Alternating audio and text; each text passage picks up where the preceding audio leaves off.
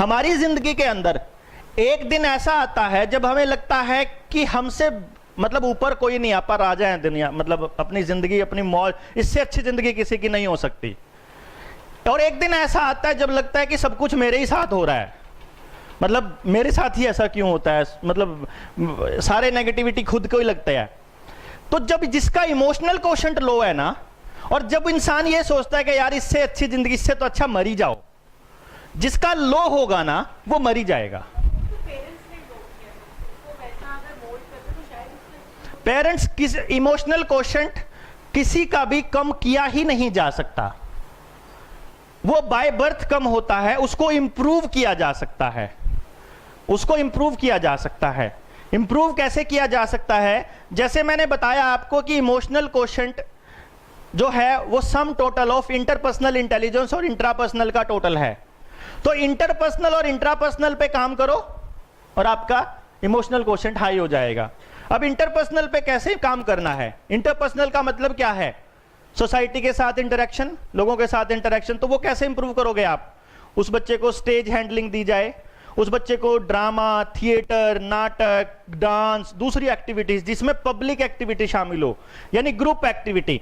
आप रावण बनाने लग जाओ, उसकी ड्यूटी लगा दो स्पेशली कि तेरे को ये 3 बच्चे मैनेज करने हैं, वो चिड़ा रहेगा, मतलब डेफिनेटली वो, क्योंकि उसको नहीं पता कैसे हैंडल करना है। But this is the only way, interaction with people is the only way, role play is the only way कि कभी तू पापा बन जा, मैं मतलब चल मैं आज तेरा बेटा हूं। पापा को ही ये करना चाहिए कि आज मैं तेरा बेटा हूं, तू पापा है, चल आज तू मेरे को आज इंस्ट्रक्शंस दे। फिर वो मतलब आपको बताएगा कि कैसे आपको करना चाहिए। इवन आप अपने बच्चों के साथ घर जाकर के अगर एक प्ले करो कि आज तू मेरी मम्मी, मतलब अगर लड़की है तो लड़का तो तू पापा, और आज मैं चल तुम्हारी बेटी, तो आप मेरे को इंस्ट्रक्शंस दे। तो वो देखना आपको रियलाइज कराएगा कि आप कहां कितने गलत हो। वो आपको जब कमांड देगा तो आपको पता लगेगा कि वो तरह की ये वाला ऐसा कर रहा है क्या ये मेरा मतलब मैं ऐसा पापा हूं क्या, या मैं ऐसी मम्मी हूं क्या, जब वो ऐसी मम्मियों के इंटरेक्शन में है। तो वो बेसिकली हमें सीखने के लिए देता है। और इमोशनल कोशेंट आमतौर पे जैसे मैंने आपको शुरू में ही बताया, क्योंकि 98% लोगों का इंटर और इंट्रा ऑलरेडी स्ट्रांग होता है, तो इमोशनल कोशेंट ऑलरेडी स्ट्रांग होता है। मरने वाली फीलिंग जिंदगी में आ भी जाती है, हम मरते नहीं है क्योंकि हमारा इमोशनल कोशेंट ऑलरेडी स्ट्रांग है, ठीक है ना। जिनका लो है उनके पेरेंट्स को सचेत करना जरूरी है कि इसको बचपन से ना सुनने की आदत डालो, इसको बचपन से इस बात का रियलाइज कराओ कि अगर ये रो रहा है तो रोना कोई नुकसानदायक नहीं होता। आधे घंटे की जगह अगर 1.5 घंटा रो रहा है तो रो लेने दो, इसके आंसू सूख जाने दो, कोई फर्क नहीं पड़ेगा। रोने के डर से मत इसको एक्टिविटी में उसमें शामिल करो ना, बेसिकली वो वही तरीका है। फिर जैसे हमने बताया आपको कि उसको उन एक्टिविटीज में भेजना है जिससे कि वो अपने पैशन को ही प्रोफेशन बना ले। लेकिन यहां इमोशनल कोशेंट जिसका लो है, हमें उसके पेरेंट्स को स्ट्रांगली एडवाइज करना है कि भाई इसको theatre classes, drama classes and intrapersonal के लिए मेडिटेशन से बढ़िया कोई चीज नहीं होती। इंट्रापर्सनल इंप्रूव करना है, अगर सेल्फ में अगर जाना है तो मेडिटेशन एक ऑप्शन है। दूसरा कुछ मतलब आप इंट्रोस्पेक्शन का कार्ड बना लो आप रोज की, मैंने आज इस एक्टिविटी के ऊपर ये रिएक्ट किया, मुझे ऐसा करना चाहिए था। क्योंकि होता क्या है कि चाहे आपका लो है या हाई है, जब आप शाम को अपनी दिन की एक्टिविटीज को अगर आप गौर करेंगे तो आपको मालूम होगा कि आपने वो एक्टिविटी ठीक करी या गलत करी, आपके अंदर से आवाज आई जाती है। तो वो कार्ड बनाए ऐसा बच्चा, और जिसका लो होगा वो चांसेस कम है कि वो खुद बनाए। तो उसके पेरेंट्स को या उसके टीचर को इस चीज के ऊपर फोकस करना पड़ेगा कि हम उसके इमोशनल कोशेंट पे काम कर सकें। I hope I am clear. Important topic था ये, क्योंकि ये एक प्रॉब्लम है अपने देश के अंदर। हर साल करीब मेरे ख्याल 5 लाख के करीब बच्चा सुसाइड करता है अपने देश के अंदर, बहुत बच्चा सुसाइड करता है।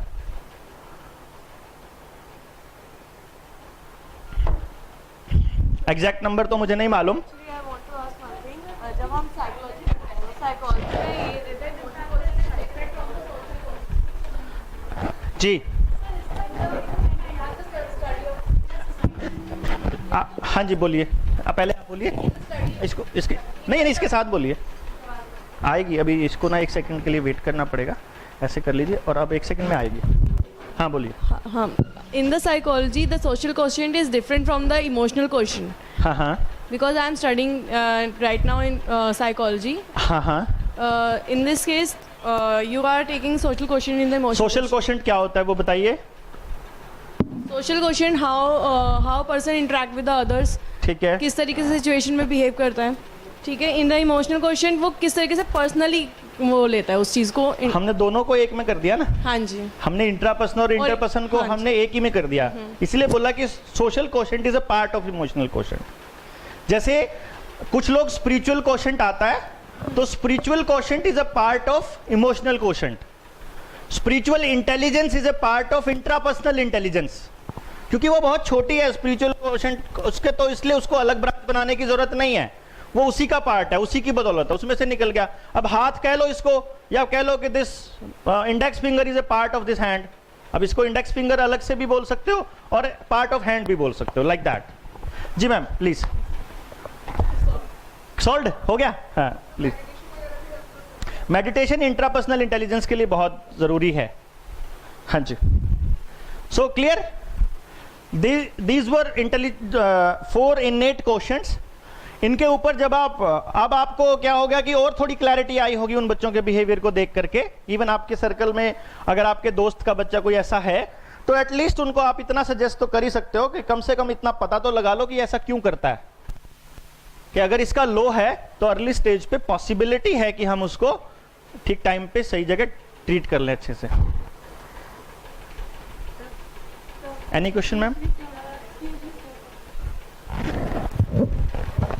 सर, एक बच्चा है मेरी क्लास में। In the beginning of session उसके पेरेंट मुझे क्लैरिफाई कर रहे थे कि मेरा बच्चा कैसा है, कि मैम ये कभी काम नहीं पूरा करता, मैं डंडा बजा के इसका काम पूरा कराता हूँ मतलब जब इसके पीछे ना पड़ो तो ये काम पूरा नहीं करता है। तो मुझे लगा कि मैं क्या कंप्लेन करूँगी, सर ही मुझे कर रहे हैं, तो I should be confident about my child कि वो मेरे साथ उसका ट्रस्ट बिल्ड हो जाए। तो मैंने कहा सर कोई बात नहीं, मेरे पास पहली बार बच्चा आया है तो ये मेरी होली सोली रिस्पॉन्सिबिलिटी है, बाकी मार पिटाई इज़ नॉट अ सोल्यूशन, आप मेरे पे छोड़ दीजिए, आपको इसका सारा काम पूरा मिलेगा जी। तो मैंने उस बच्चे को पेरेंट के सामने ही बोला कि रौनक सारा काम पूरा होगा ना, मैं रिस्पॉन्सिबिलिटी ले रही हूँ आपकी, अब आप देख लो पापा के सामने प्रॉमिस करो कि कितने दिन में काम पूरा कर लोगे। तो वो 2 मिनट तो सोच में पड़ गया, फिर कहता है मैम परसों तक ना मैं सारा काम दे दूंगा। मैंने कहा सारा मतलब सारा, मैथ्स का, इंग्लिश का, हिंदी का, SST का।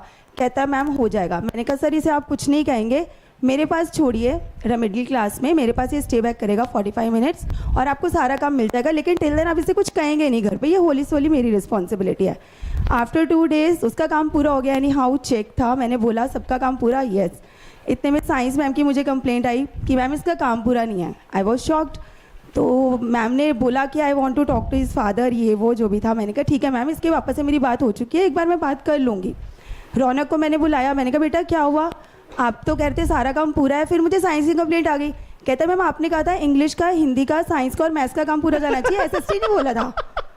तो उस समय मैं शौक थी कि जो हम बोलते हैं, अब ये बच्चा कौन सी कैटेगरी का है, इमोशनल है, उसने मेरा ट्रस्ट नहीं तोड़ा, जो मैंने वर्ड्स उसके फादर को दिए उसने वो कंप्लीट करे और with in a couple of days he has completed all the work.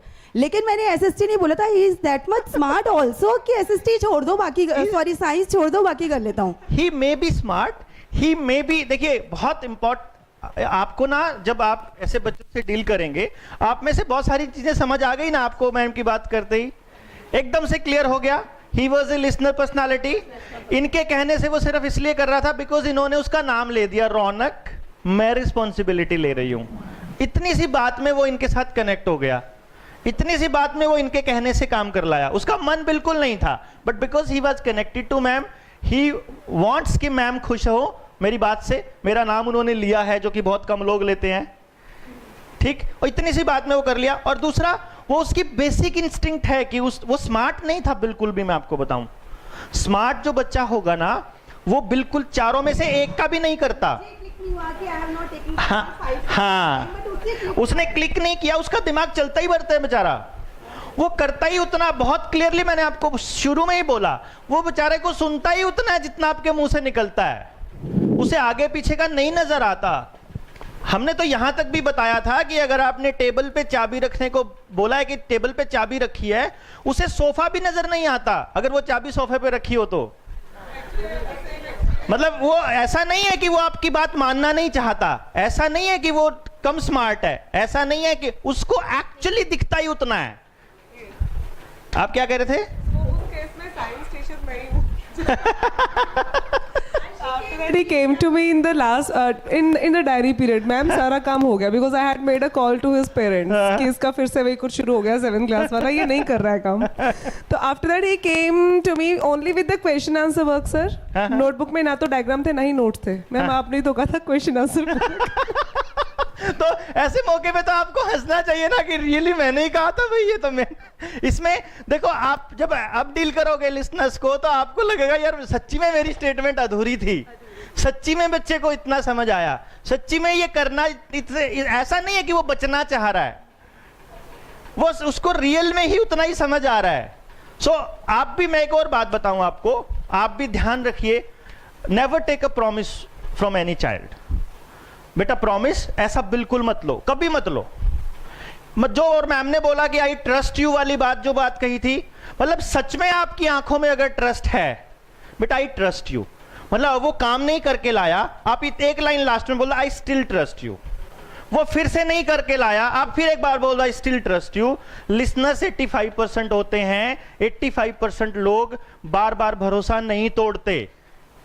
वो एक मोमेंट ऐसा आएगा जब उनको शर्म आने लग ही जाएगी। हाँ, आइडलिस्ट को कभी नहीं आएगी, एफिशिएंट को कभी नहीं आएगी, उनको कभी नहीं आएगी। उन्होंने करना है तो करना है, नहीं करना है तो नहीं करना। मैडम ट्रस्ट करे या ना करे, गालियां दे या कुछ कहे, डांट पड़े, घर वालों को बताए, कुछ करे, उन्होंने करना है तो करना है, नहीं करना तो नहीं। But listeners they always trust your words, और वो उतना ही फोकस करते हैं जितना आपसे सुनते हैं। सो इतना सा आपको करना है कि you have to have command over your words. जो शब्द आपके मुंह से निकला उसको बहुत केयरफुली, और स्पेशली उस बच्चे का नाम उसमें इंक्लूड हो। ये स्पेशल बात है, सबसे ज्यादा स्पेशल एक ही बात है कि जब इंस्ट्रक्शंस दे रहे हो तो एटलीस्ट उस बच्चे का नाम एक बार लेना पड़ेगा। जितने लिसनर्स हैं आपको पूरी लेक्चर के दौरान उस बच्चे का नाम लेना पड़ेगा। अगर आप ये आइडेंटिफाई कर पाए कि मेरी क्लास में ये 10 बच्चे हैं, हर 5 मिनट में एक दूसरे बच्चे का नाम लेकर के उनका नाम लेना है आपने। ज्यादा नहीं करो तो छोटा मोटा काम भी, रोहन तुम पेंसिल पकड़ाना बेटा, उन दूसरे वाले बच्चे का नाम लेकर के उसको बोलो पिंकी तुम रबड़ दे दो, नहीं चाहिए तो भी मांग लो। सिर्फ इतना सा, ये 10 बच्चों के लिए 10 सेंटेंस आपको अलग से फ्रेम करने पड़ेंगे and your problem is solved. कुछ नहीं करना आपको बहुत ज्यादा।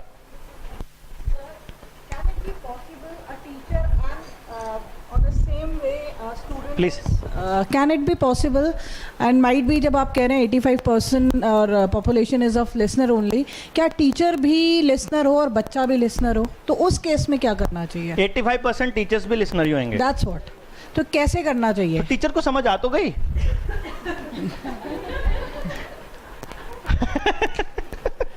फिर भी सर कई बारी तो अब मैं सारे टीचर्स का नाम लूं, पहले टेस्ट करना पड़ेगा कौन से लिसनर्स हैं। सर बिल्कुल विजुअलाइजिंग आवर टीचर्स कि कई बारी सिचुएशन ऐसी आती है even the student as well as the teachers are listener only. ये बहुत बार होगा, मैक्सिमम टाइम ऐसा होगा।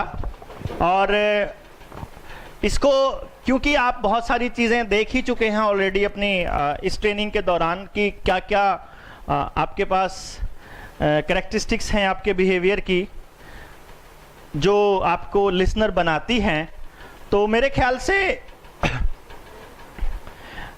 आप में से जो मतलब मैं अभी बात कर रहा हूं सिर्फ फीमेल टीचर्स की, जो अपने घर में पूरी रिस्पॉन्सिबल हैं, अपने बच्चे, अपने हस्बैंड, अपनी पूरी फैमिली के लिए, लेकिन अपने मायके जाते ही रानी बन जाती हैं, वो समझो लिसनर हैं।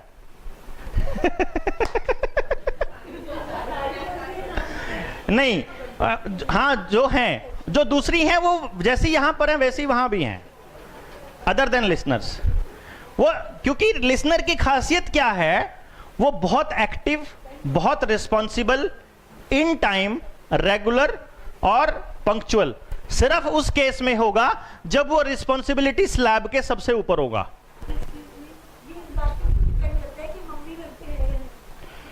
नहीं, वो तो बता ही रहा हूं, तो मैंने अगली लाइन में स्पेसिफाई कर दिया ना, जब आप रिस्पॉन्सिबिलिटी स्लैब में सबसे ऊपर हैं तब आप सबसे ज्यादा एक्टिव, रेगुलर, पंक्चुअल हैं। रिस्पॉन्सिबिलिटी स्लैब में एक स्टेप नीचे आते ही आपके सारे काम लास्ट मोमेंट पे होंगे। तो समझ लीजिए कि लिसनर्स वाली कैटेगरी में हम आ गए हैं। बाकी वाला बंदा, एफिशिएंट वाले ने तो काम पहले खत्म करना है, बाद में आराम करना है। इस वाले को पहले आराम करना है, बाद में काम करना है। ठीक है। जो आइडलिस्ट है वो कैलकुलेशन करेगा। वो आइडलिस्ट है या फिर एफिशिएंट है, वो हम ऑलरेडी बता चुके हैं। हाँ जी, सारी क्वालिटीज हैं। सारी क्वालिटीज कौन सी? लाइक बोलिए, पूरा बोलिए, कोई बात नहीं। दीजिए दीजिए। हाँ जी बोलिए। मूड होता है तो करते हैं। कौन? Depend on the mood. नहीं, मूड नहीं। अगर उनको मन करता है तो टाइम पे करते थे, अगर नहीं मन करता तो फिर पड़े रहने दो। फिर वो प्रायोरिटाइज भी तो करते हैं ना कि प्रायोरिटी किस चीज की है। आइडलिस्ट। मैंने उस बच्चे को अपने पास बैठा के रखा है वर्क करने के लिए। He just kept on making excuses for the 40 minutes. He didn't write even a single word in the notebook. हाँ हाँ, हो सकता है, पॉसिबिलिटीज आती तो है। ये कैसे, इस बच्चे से फिर कैसे डील करें?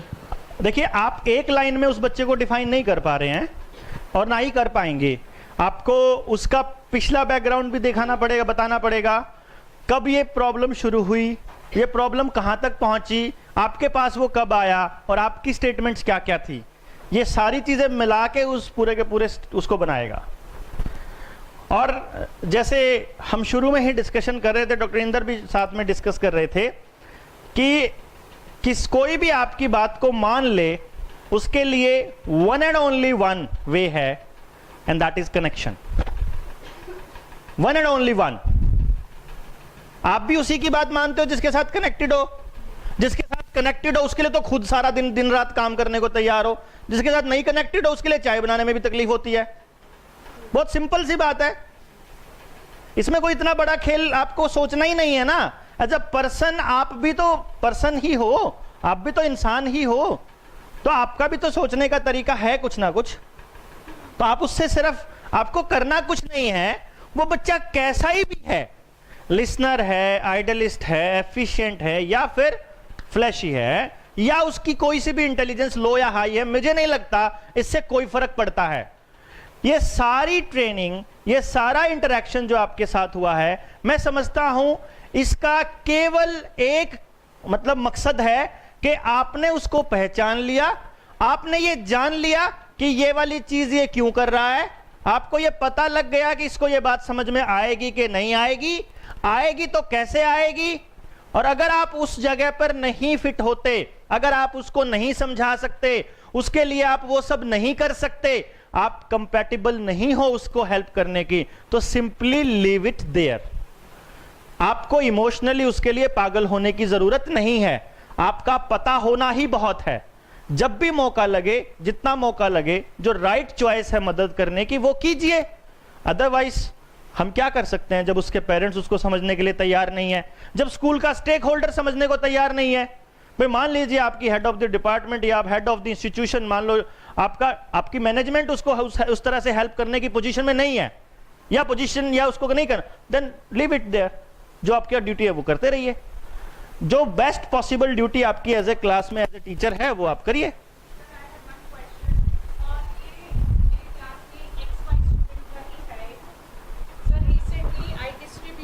Science sheets. Ji. So that child was not able to score good.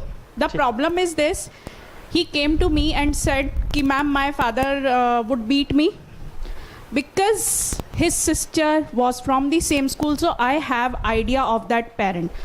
What I could recognize is their parents are highly fleshy and efficient, a combination of highly fleshy and efficient, but the child is of listener category, and what they are doing is they are making the child emotionally unstable.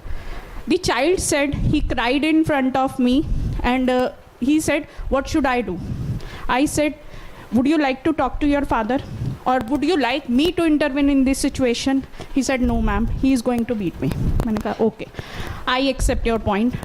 What you can do, He said, ma'am, what you would have done if you have scored this kind of marks? मैंने कहा कि भाई I would have written a letter and put it besides the pillow of my father, so that whenever, and that I would have done early in the morning when I would be leaving for school, so that he could not get me inside the house while reading that letter.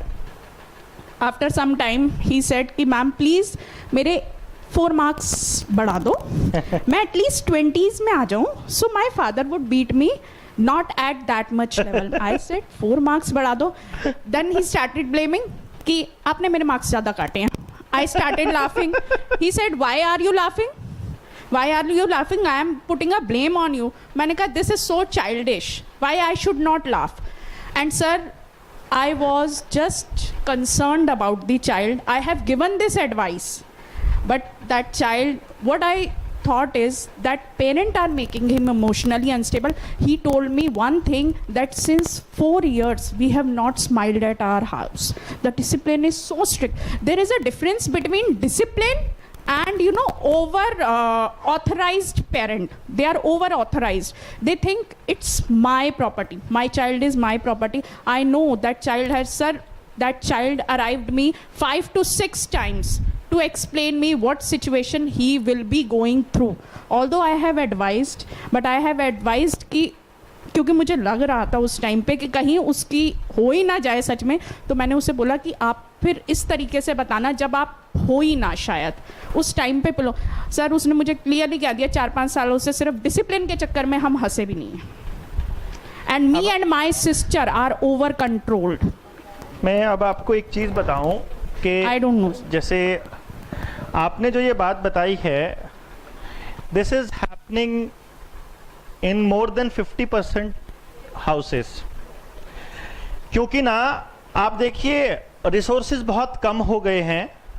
माँ बाप को इतना सा लगता है कि नौकरी के से ही इसकी ज़िंदगी बनेगी, और नौकरियों के चांसेस नंबरों के बेसिस पर हैं.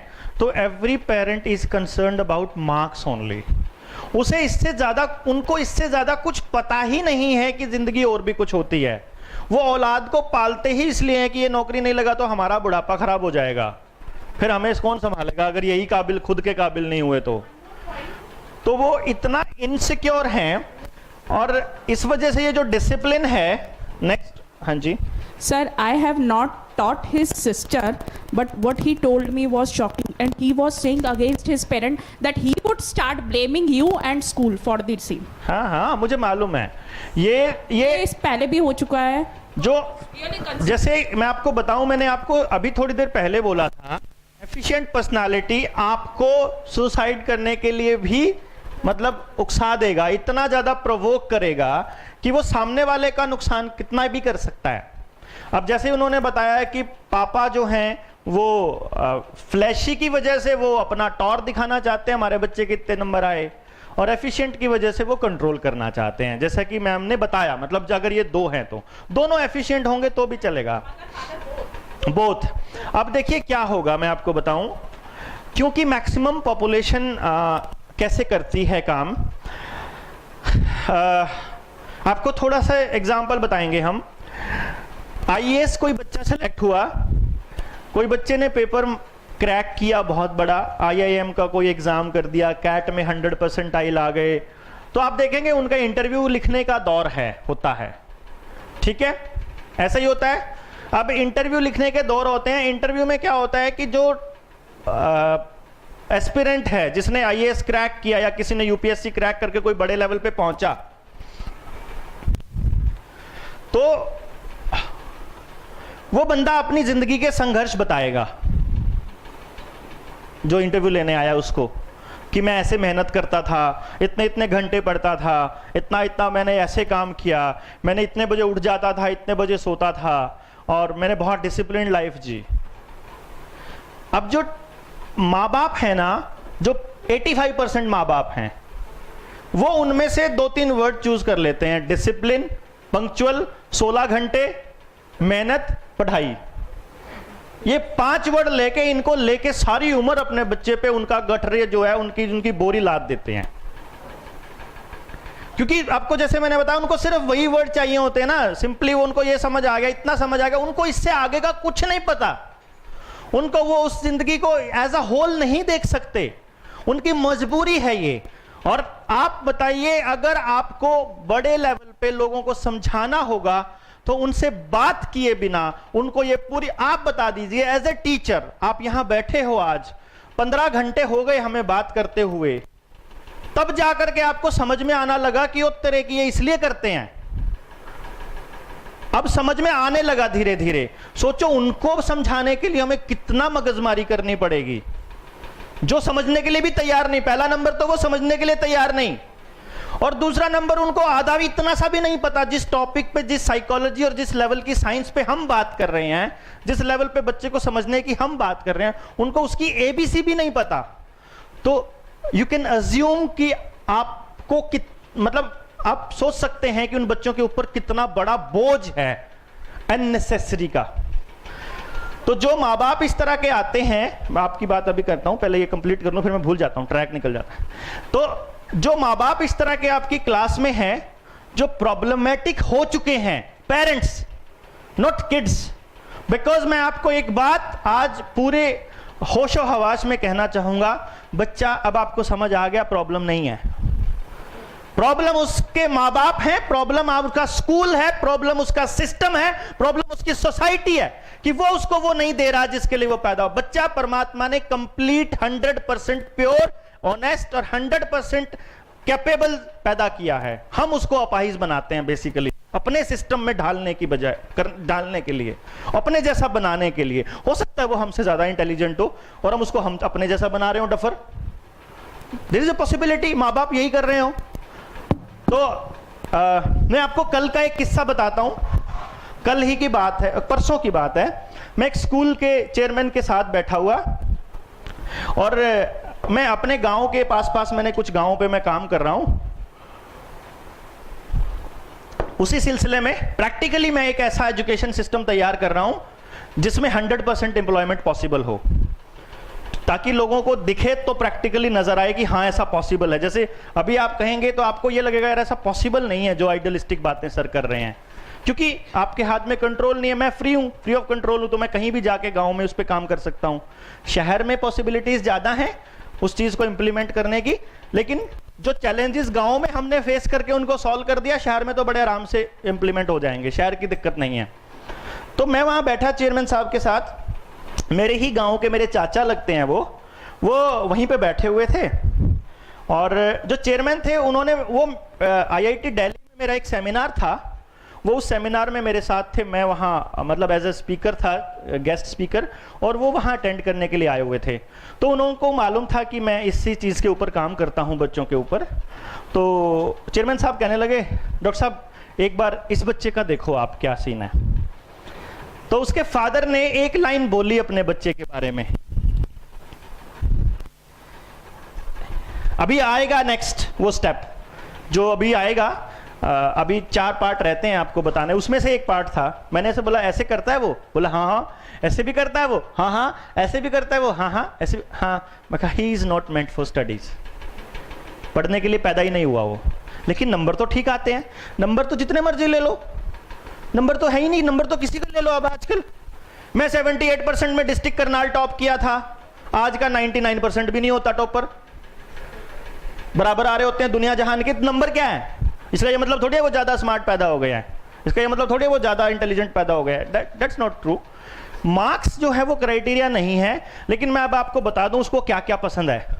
बोला हाँ हाँ हाँ, और उसका पापा एकदम खिलौटाई। आपको कैसे मालूम है? मेरे को सब मालूम है उस बच्चे का। मुझे ये भी मालूम है तुम उस बच्चे को कचरा कर दोगे, मुझे ये भी मालूम है ये स्कूल उसको मार देगा।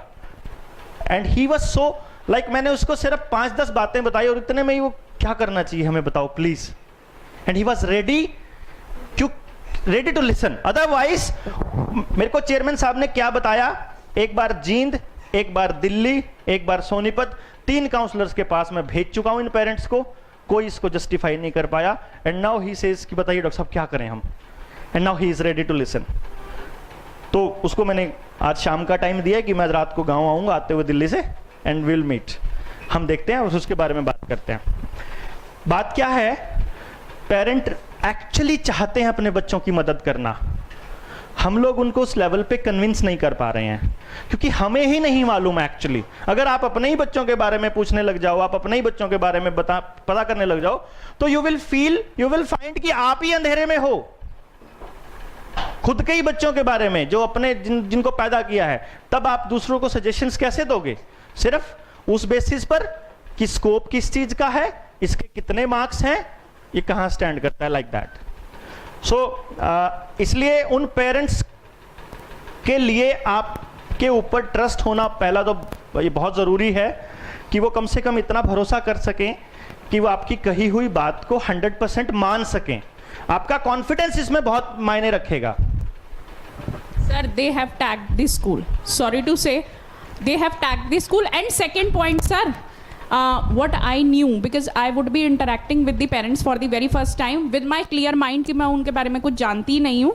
एक पहली इंटरेक्शन तो मेरे को ऐसी ही लेनी पड़ेगी। बट सर, वो बच्चों की बातों से मुझे वहाँ बहुत क्लैरिटी हो गया कि अगर मैंने क्वालिटीज़ भी बताई ना सर, बच्चा अपने पेरेंट्स को जानता है।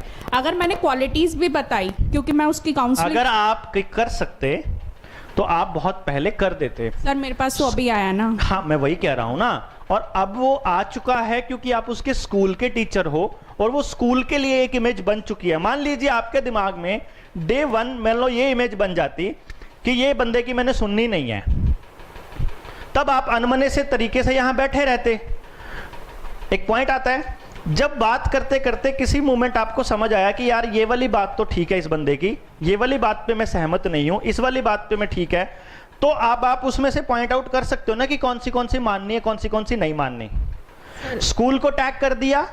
अब आपको करना क्या है? कुछ नहीं करना। जो सबसे ज्यादा प्रॉब्लमेटिक बच्चे हैं आपकी क्लास में, या मैं इसको थोड़ा रीफ्रेम करूं अपनी स्टेटमेंट को, सबसे ज्यादा प्रॉब्लमेटिक पेरेंट्स हैं, उनको स्पेशली आप एक इनविटेशन देके हम इसी हॉल में बुला सकते हैं। सिर्फ उनको सबसे पहले हम उनको ले लेते हैं। जरूरी नहीं है ना कि हम बड़े लेवल पे जाएं। तो आप अपनी अपनी क्लासेस में ऐसे बच्चों की लिस्ट तैयार कीजिए। हर क्लास से 4 बच्चे ले लीजिए, 2 ले लीजिए या 5 ले लीजिए, और सबसे पहले let us interact with those parents. उस इंटरैक्शन को आप मत रहिए, मैं रहता हूं, और सब आप टीचर्स चले जाइए। इसकी वीडियोग्राफी होगी ही, आप उस वीडियोग्राफी को आप देख लेना फिर बाद में। Indirectly what that child told me कि ma'am, because he was frankly with me, so he told me कि मैम अगर आप क्वालिटीज भी बताओगे ना तो ये भी हो सकता है कि पापा बीच में इंटरप्ट करके आपको ये कहे ब्लैंक पेपर पे साइन करके दो कि मेरे बेटे की कल जॉब लगेगी। He said to this level। तो मैंने मन में आई हैव थॉट कि मैं ऐसा अगर होगा तो आई विल बी डूइंग, मैं दे दूंगा, मैं साइन कर दूंगी। हाँ। क्योंकि वही एक तरीका है नेगोशिएशन का, क्योंकि वो मुझे इनडायरेक्टली बोल गया कि आपको मेरी सिस्टर का नहीं पता, you have not taught her, because but I respect you and I, sir उसने बोला I respect you, I am warning you, ऐसा होने वाला है। मैंने कहा ठीक है, मैं जो आपको बता रहा हूँ ना, मैंने हंस के ही टैकल करा है वहां।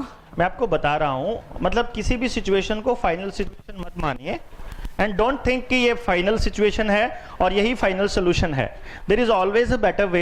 हम लोग जैसे बता रहे हैं, माँ बाप को एक चीज तो हमने पहले ही नोटिस कर ली। मैं आपको क्या कह रहा हूं कि एफिशिएंट और आइडलिस्ट तो अगले बंदे मानना है तो मानेंगे, नहीं मानना है तो नहीं मानेंगे, वो किसी से नहीं मानेंगे। तो what we need to do is कि जब आप उनसे पहली बार मिल रहे हो तब आपको वो इम्प्रिंट डालना पड़ेगा उनके दिमाग में कि हाँ ये बंदा मानने लायक है। दिस इज द ओनली वे, और कुछ नहीं। और उसका तरीका मैं बताऊंगा आपको जब हम उस इंटरेक्शन के लिए चलेंगे। अभी हम नेक्स्ट टॉपिक पे चलें। Yes please. हाँ चलिए, 1 सेकंड के लिए होल्ड करिए। मैम का क्वेश्चन है। जिसको जो चीज मना की जाती है ना वही करता है। हाँ अभी आएगा आगे, अभी आगे आएगा उसका सोल्यूशन, अभी आएगा। अब कोई बात नहीं, मैं आपको अभी जो बताऊंगा उसके बाद और क्वालिटी भी मैं ही बताऊंगा आपको, डोंट वरी। आपके वाला बच्चा याद रहेगा मुझे। सो अभी हम क्या करेंगे, 15 मिनट का ब्रेक बहुत होगा? 20 minutes? Okay, it's a 20 minute break and then will be here again, continue. Thank you. Third acquiring style भी बोलते हैं। मतलब क्या है एक्वायर करना? एक्वायर करने का मतलब ये है कि जैसे मैं आपको बताऊं, हम बच्चों को ज्ञान देते हैं बहुत सारा, माँ बाप भी देते हैं। अब कोई भी इंसान अपने बच्चों को गलत ज्ञान तो नहीं देगा ना, लेकिन वो एक्वायर कैसे करता है उस ज्ञान को, वो तरीका है। जैसे पापा ने बताया कि बेटा झूठ नहीं बोलना चाहिए, फॉर एग्जाम्पल गाड़ी फास्ट नहीं चलानी चाहिए, लाइक ऐसा ही जो आइडियलिस्टिक जो बातें हैं वो बताई। और किसी दिन वो बेटा अपने पापा को झूठ बोलते हुए, फोन पे झूठ बोलते हुए देख ले, सुन ले, या गाड़ी तेज चलाते हुए देख ले, तो वो पूछे कि पापा आपने झूठ क्यों बोला, तो वो पापा उसको एक्सप्लेन करेगा, बेटा मैंने झूठ इसलिए बोला क्योंकि बहुत ज्यादा जरूरत थी, और गाड़ी तेज इसलिए चला रहा हूं क्योंकि नहीं तो फिर लेट हो जाएंगे, नहीं तो कुछ ऐसी चीज है कि जाना बहुत जरूरी है। तो वो बच्चा एक्वायर करेगा अपनी जिंदगी भर के लिए कि झूठ नहीं बोलना चाहिए, किताबों में लिखने के लिए बहुत सही है, बट जब जरूरत पड़े बोल लेनी चाहिए। तो इससे फिर उसको जब भी ऐसा लगे कि सिचुएशन जो उसके अकॉर्डिंग नहीं है, ही विल ट्राई, और वो कंटिन्यूअसली अपनी पूरी लाइफ उसको एक्वायर कर लेता है। क्लियर जी?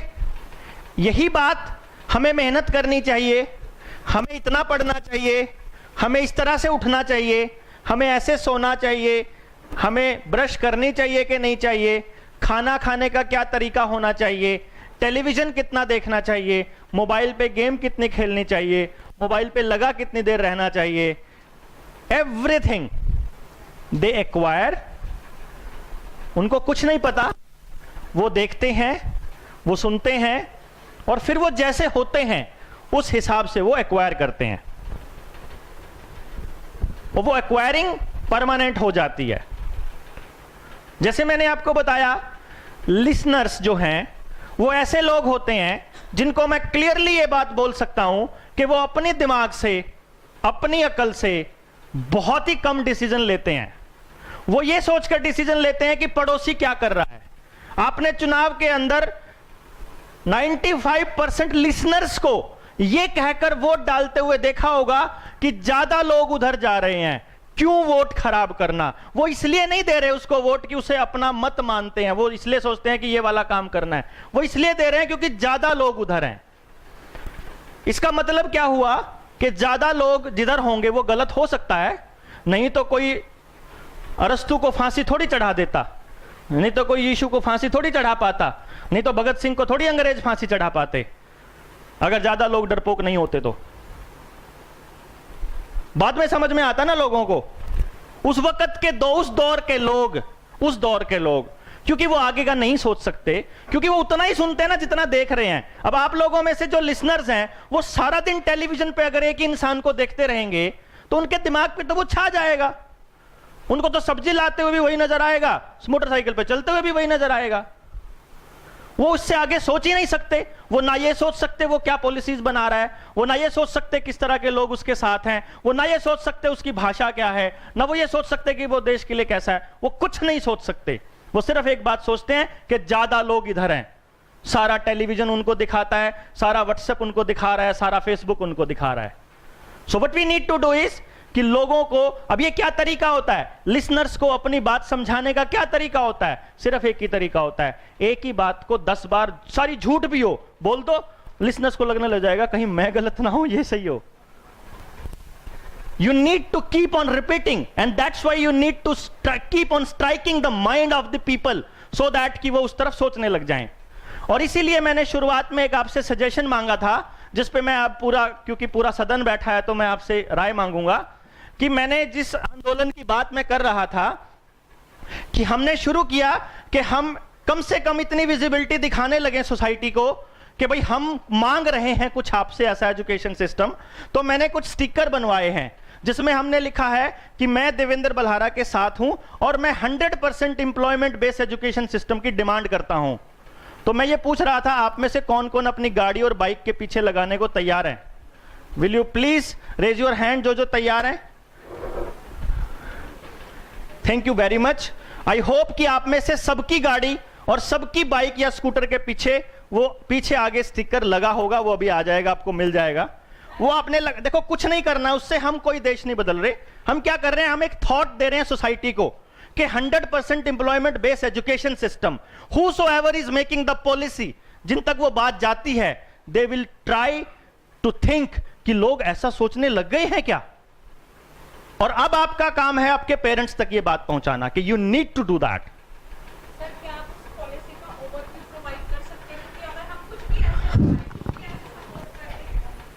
देखिए मैं बताता हूं, सबसे पहली बात, ये काम हमारा नहीं है, उनका है जिनको पॉलिसी बनाने के लिए बिठाया है। पहला पॉइंट, वो अपने अपने फील्ड के एक्सपर्ट्स को बुला लेंगे, ढूंढ लेंगे।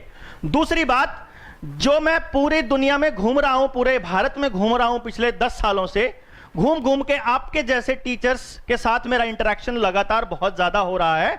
उन लोगों में से, जैसे अब आप में यहां 100 लोग बैठे हुए हैं, आप में से जिसको मेरे वाला दर्द होगा, और वो इतना ज्यादा दर्द होगा, उन लोगों को महीने भर के बाद, 2 महीने भर के बाद हम लोग एक मीटिंग करेंगे जिसमें पूरा दिन सुबह से लेकर शाम तक आपके सजेशंस, आपकी रिकमेंडेशंस मांगी जाएंगी। दिन पूरे भारत से जितने टीचर्स हैं, गवर्नमेंट डिपार्टमेंट के, professors, primary teachers, high school teachers, सबसे, और वो सारे जितने भी सजेशंस हैं उन सबको कंसोलिडेट किया जाएगा। गांव वाले टीचर्स भी, शहर वाले टीचर्स भी, मेट्रो सिटीज के भी, ताकि वो अपनी अपनी जगह के ओवरव्यूज दे सकें, और फिर एक पॉलिसी हम भी तैयार करेंगे और वो भी करेंगे। इट्स नॉट लाइक दैट कि मैं नहीं बना सकता ना उस पॉलिसी को। जो जहां आप खड़े हैं वहां की पॉलिसी आप बनाएंगे, जो गांव में बैठा है वहां की पॉलिसी गांव वाला बनाएगा, एंड देन हम उसके हिसाब से फिर एक इस तरह की पॉलिसी बना सकते हैं। It's not the difficult task, but we need to come forward कि हम देखते हैं, पहले शुरुआत तो करें ना थॉट की, क्योंकि आज जब हम थॉट की शुरुआत करेंगे तो उस थॉट को मैच्योर होने में कितना टाइम लगेगा। बिकॉज जब मैं अपने नाम के साथ उसको मूव कराऊंगा तो मेरे ऊपर एक सोशल रिस्पॉन्सिबिलिटी आ जाएगी कि you started that and you can't backfire.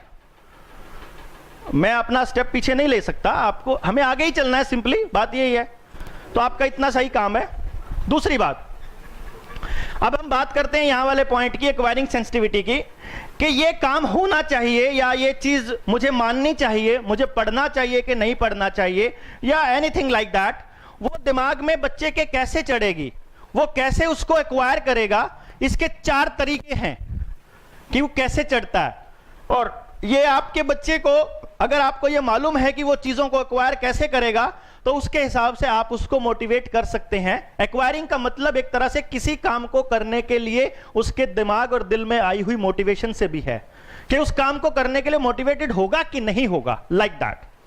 तो अब सबसे पहला जो मैंने इसका नाम दिया है, उसको नाम दिया है सेल्फ कॉग्निटिव। सेल्फ कॉग्निटिव से आप क्या समझते हैं?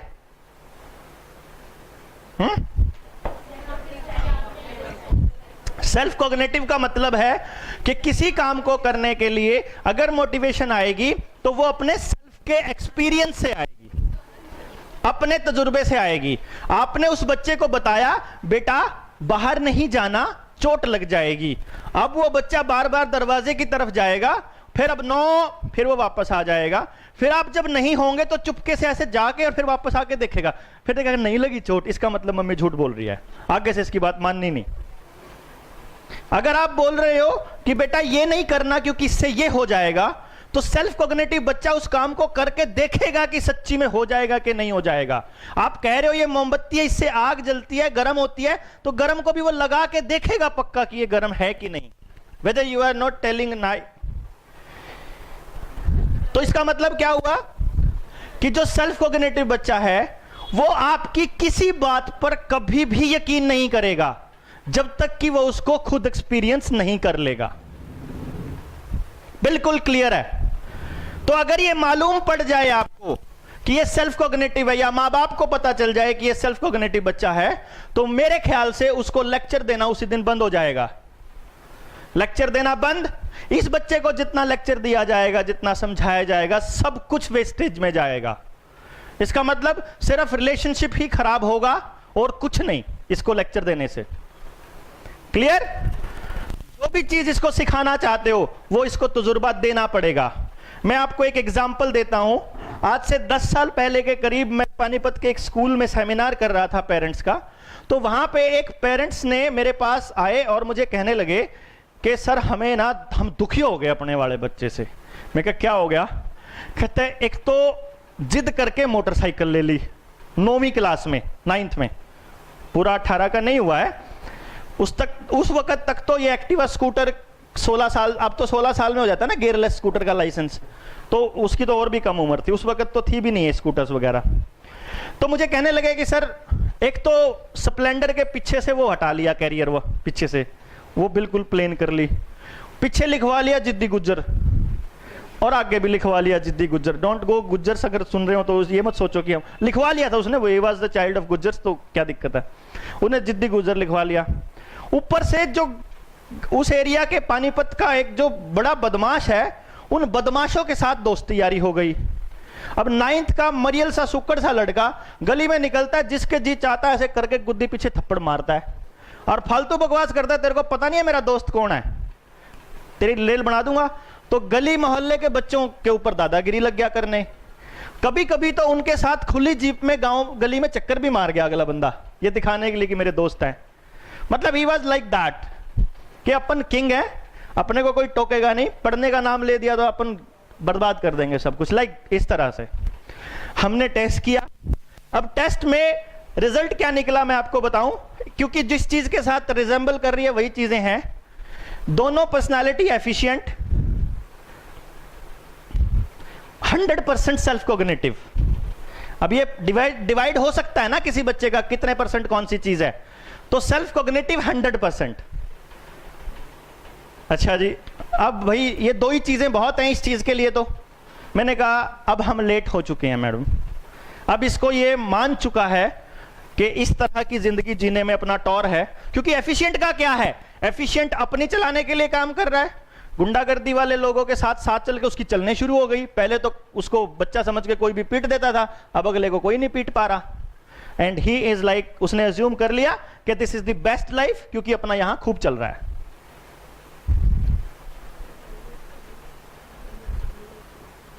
फिर कर लेना मैम, बाद में नहीं मिलेगा कुछ भी। तो अब हमने कहा कि इसका क्या सलूशन होगा। मैंने कहा मेरे पास इसका कोई सलूशन नहीं है, क्योंकि हम लेट हैं। 14 साल तक हम किसी बच्चे के ब्रेन को मोल्ड कर सकते हैं, उसकी एक्वायरिंग सेंसिटिविटी को चेंज कर सकते हैं, उसके थॉट प्रोसेस को थोड़ा बहुत उस एंगल में लेके आ सकते हैं जैसा हम चाहते हैं।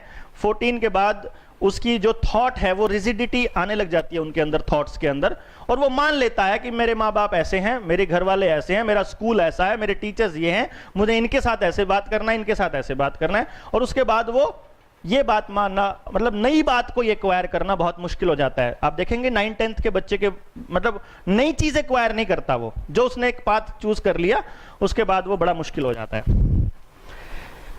कुछ तो सोल्यूशन होगा जी, कुछ तो होगा ऐसा। मैं कहा है तो, पर आई डोंट थिंक कि बच्चा है वो, और मुझे नहीं पता वो प्रैक्टिकली कितना पॉसिबल है। सोल्यूशन है, but if you can do that, बहुत सारी सिचुएशंस मैनिपुलेट करनी पड़ेंगी। अब क्योंकि ये वाली वीडियो अगर बाय चांस यूट्यूब पे डलती है और वो वाला देख लेगा बच्चा, तो समझ जाएगा ये मेरे लिए था। बट एनी हाउ, वो बच्चा, मैंने कहा सोल्यूशन है पॉसिबली, लेकिन प्रैक्टिकली पॉसिबिलिटी देखनी होगी आपको। बोला कैसे? मैंने कहा इन बच्चों के साथ रहने से जो आपको लगता है कि जो लाइफ की एंडिंग है कहां होने वाली है। अब ऑब्वियस है क्रिमिनल्स के साथ अगर बच्चा 24 घंटे है तो उसका एंड कहां होगा? जेल में। अगर आप उसको ये एहसास और ये एक्सपीरियंस अब दे दोगे तो he can be stopped, otherwise नहीं। ये सिचुएशंस मैनिपुलेट अगर आप कर सकते हो तो ठीक है। व्हाट दे डिड, मतलब जो हमारी प्लानिंग बनी फिर पापा के